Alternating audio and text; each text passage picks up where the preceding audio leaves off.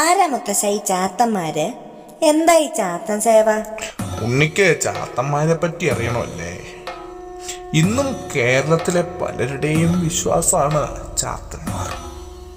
വെച്ചാരാധനയുള്ള കുടുംബങ്ങളിലെ പ്രധാന ദേവതാ സങ്കല്പമാണ് ഈ ചാത്തൻ. ആ പൂജകളെയും രീതികളെയും ഒക്കെയാണ് ചാത്തൻ സേവ എന്ന് പറയുന്നത്. ഉണ്ണി പറ, എത്ര ചാത്തന്മാര് കാണും? അറിയില്ല മുത്തശ്ശ. 316 ചാത്തന്മാരുണ്ട് നമ്മുടെ വിശ്വാസങ്ങളിൽ. ഹിന്ദു വിശ്വാസം അനുസരിച്ച് ശിവന്റെയും പാർവതിയുടെയും മക്കള് തന്നെയാണ് ഈ ചാത്തന്മാര്.